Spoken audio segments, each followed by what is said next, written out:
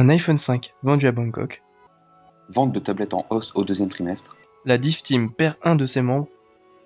Twitter intégré à iTunes. C'est tout de suite dans Apple News.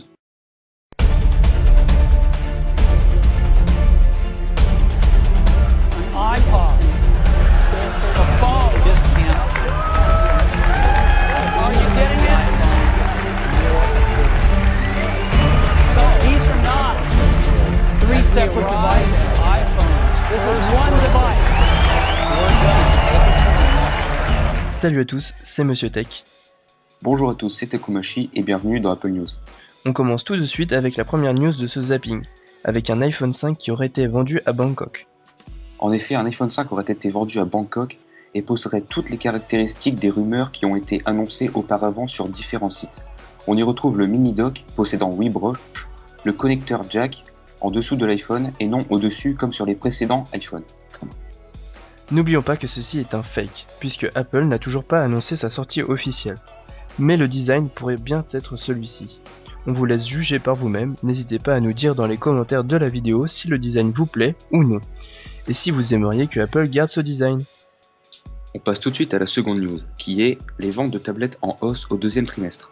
C'est IDC qui s'est occupé de l'analyse des ventes de tablettes pour ce second trimestre 2012. Et il est assez impressionnant. Effectivement, Apple est en première position, avec 17 millions d'iPads vendus, possédant ainsi 68% de la part du marché. La seconde place est attribuée à Samsung, qui est très loin derrière Apple, avec 2 400 000 tablettes vendues. Et ce n'est pas tout, Apple risque de faire encore mieux au troisième trimestre, avec la sortie du mini iPad, qui risque de faire énormément de ventes.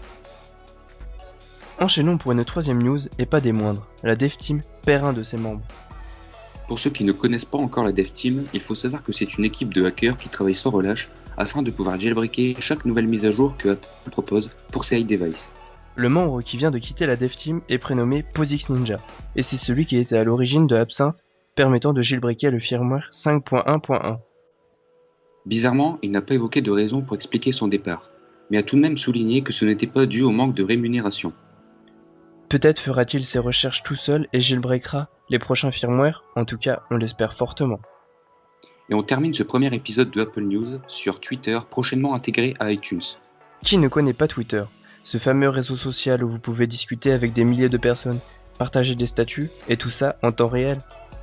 Et Twitter est devenu tellement important que même Apple est prêt à investir des millions de dollars afin de pouvoir l'intégrer à iTunes sur leur prochaine version. Les personnes disposant d'un compte Twitter pourront ainsi y ajouter un statut indiquant les musiques qu'ils écoutent ou encore les films qu'ils regardent. Et ce n'est pas tout. On espère en tout cas que ceci plaira aux clients, car investir c'est bien, mais autant que ce soit vraiment utile. Ce sera tout pour ce premier épisode de Apple News. On vous incite à mettre un j'aime et un commentaire si vous avez aimé ce projet ambitieux qui est de répertorier les news les plus croustillantes du monde de la pomme. A bientôt Takumashi. A bientôt Monsieur Tech.